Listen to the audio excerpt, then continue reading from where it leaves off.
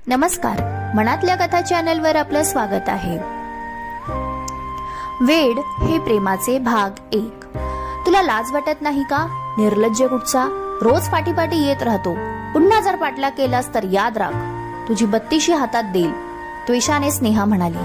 हे ऐकताच विनय थांबला. त्याला फार वाईट वाटलं. मनात विचार केला, तिला मी काही टपोरी वाटलो का? तिच्यावर मी प्रेम करतो हे तिला खरंच कळत नाही की कळत असून देखील न कळल्यासारखं करते? नेहा पुढे तावातावानी निघून गेली. दूरनच हा सारा प्रकार विनयचा मित्र अमोल पाहत होता. विनयचा उतरलेला चेहरा पाहून तो त्याच्या जवळ आला, त्याच्या पाठीवर हात ठेवला आणि म्हणाला, विनय, मी किती वेळा सांगितलं तुला, का असा वागतो? ती तुला अजिबात भाव देत नाही आणि तू तिच्या पाठी वेडावल्यासारखा वागतो. नको करू असं. विनय निशब्द झाला होता. त्याचे डोळे भरून आले होते. अमोल काय बोलतो आहे फक्त ऐकत होता. त्याच्या मनाची घालमेल अमोलला कळत होती. विनय फार भावनिक होता आणि अमोल डोक्याने विचार करणारा. अमोल त्याला नेहमी समजाव, पण त्याला नेहाची अशी भुरळ पडली होती की तो काही केल्या तिला विसरू शकत नव्हता. अगदी तिच्यासाठी वेडा झाला होता. कॉलेजचे शेवटचे वर्ष होते. त्याला आशा होती की तिला आता तरी प्रेमाची जाणीव होईल, पण नाही, ती तशीच राहिली, नाकासमोर चालणारी. तिला प्रेम वगैरे ह्या भानगडीत पडायचे नव्हतेच. तसं तिच्या आयुष्यातही कोणी बॉयफ्रेंड नव्हता किंवा ती कोणाच्या प्रेमात पडली नव्हती. ती फार वेगळ्या विचारांची मुलगी होती, हळव्या मनाची नव्हतीच. दिसायलाही आकर्षक असल्यामुळे तिच्या पाठी अनेक मुलं होती. ती मात्र कोणालाही भाव देत नव्हती.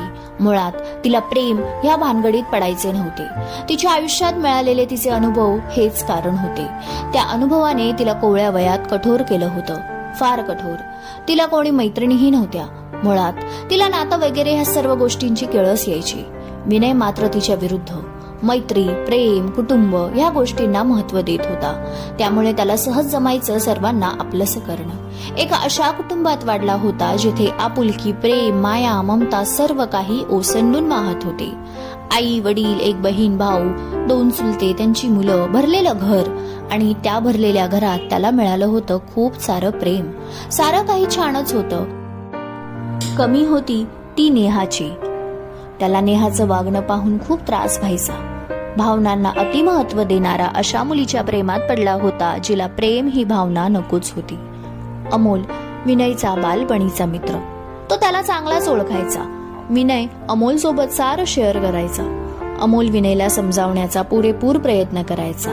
पण विनय मात्र प्रेमात वेडावला होता की त्याला नेहाशिवाय काहीच सुचायचे नाही. बघता बघता कॉलेजचं शेवटचं वर्ष संपलं. कॉलेजचा शेवटचा दिवस होता.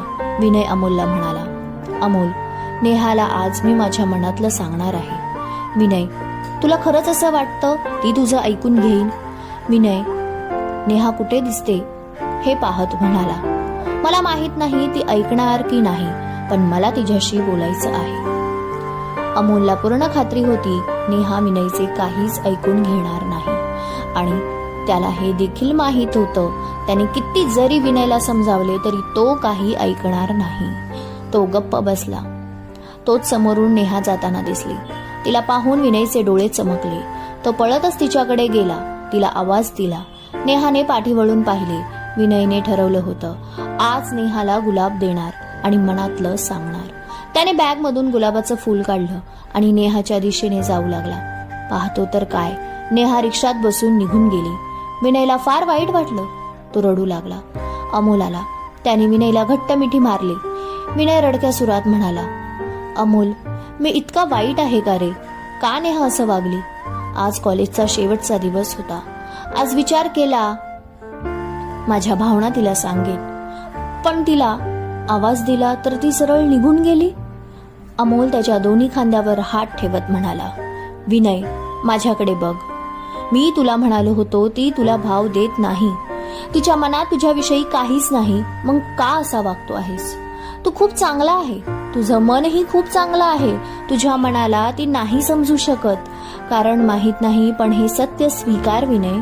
स्वतःला त्रास करून घेणं बंद कर प्लीज विनय. एकतर्फी नातं किती दिवस निभावणार? ओढ दोन्ही बाजूने असायला पाहिजे राजा. मला माहित आहे ती तुला खूप खूप आवडते, पण तिला तू आवडत नाही. आपण दुसऱ्यावर प्रेम करू शकतो, पण समोरच्याला आपल्यावर प्रेम करायला भाग पाडू शकत नाही. ते आपल्या हातात नसतं. विनय अश्रू गाळत उभा होता. अमोल त्याचे डोळे पुसत म्हणाला, विनय, आता प्रेम ही गोष्ट बाजूला ठेव. आपलं करिअर महत्वाचं आहे. आता वाहवत जाऊ नकोस प्लीज. आपल्या कुटुंबाला आपल्याकडून खूप अपेक्षा आहेत. त्याचाही विचार कर. सावर स्वतःला. अमोल जे देखील बोलत होता त्याच्यात तथ्य होते. शेवटी खरा मित्र होता तो. विनयने नेहाचा विचार सोडून दिला होता, पण तरीही मनाच्या कोपऱ्यात अजूनही तीच होती. शेवटी त्याने खरं प्रेम केलं होतं. खरं प्रेम विसरता येत नाही. अमोल आणि विनय दोघांनी स्वतःचं शिक्षण पूर्ण केलं. MBA केलं. योगायोगाने एकाच कंपनीत दोघेही कामाला लागले. विनय हुशार आणि इमानदारही होता, तसेच दिसायलाही चार चौघात उठून दिसायचा. ऑफिसमध्ये प्रिया करून मुलगी होती. तिला विनय खूप आवडू लागला होता. प्रिया नावाप्रमाणेच होती, सर्वांनाच प्रिय अशी, सर्वांमध्ये मिळून मिसळून जाणारी. प्रिया विनयच्या पाठी अशी वेडावली होती की तिच्या डोळ्यात विनयसाठी प्रेम आहे हे सहज कळायचे. ऑफिसमधील कलिग सुद्धा विनयाला की प्रिया प्रिया करून जोरात आवाज द्यायचे. ती देखील सुखावून जायची. तिलाही तेच पाहिजे होतं. तिचं नाव विनय सोबत जोडले जावे. विनयच्याही ते लक्षात आलंच होतं. एकदा अमोल विनयला म्हणाला, विनय, मी सरळ मुद्द्याला हात घालतो. तुला प्रिया आवडते का? विनय स्मित हास्य देत म्हणाला, अमोल, तुला माहित आहे माझ्या मनात कोण आहे. अमोल म्हणाला, विनय, तुझ्या मनात जी आहे ती तुझ्या आयुष्यात येणार नाही ह्याची तुला पूर्ण कल्पना आहे ना? विनय म्हणाला, हो, मला पूर्ण कल्पना आहे. ती माझ्या आयुष्यात येणार नाही. तिच्याशिवाय मी माझ्या मनात कोणालाही जागा देऊ शकत नाही. प्रिया खूप छान मुलगी आहे, मेहनती, संस्कारी. पण अमोल, काही जरी असलं तरी मी नेहाची जागा कधीच कोणाला देणार नाही. हे माझं ठरलं आहे. अमोल, ह्याचा अर्थ जर तुझ्या आयुष्यात नेहा आली नाही तर तू एकटाच राहणार? लग्न करणार नाही? विनय शांतपणे उत्तरला, हो. अमोल म्हणाला, तू काय करतो आहेस माहित आहे? तू मोठी चूक करत आहेस. विनय हसत म्हणाला, प्रेमात आणि युद्धात सर्व माफ असतं. अमोलला आता विनयची काळजी वाटू लागली. इतकी वर्ष उलटून गेली तरी देखील तो नेहाला विसरला नव्हता.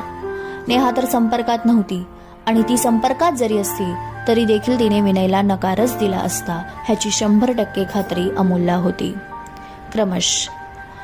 श्रोते हो, पहिला भाग कसा वाटला नक्की कमेंटमध्ये सांगा. कथालेखन अश्विनी उगले. हो, आणि चॅनलला जर सबस्क्राईब केलं नसेल तर जरूर सबस्क्राईब करा. लवकरच भेटू पुढील भागात. धन्यवाद.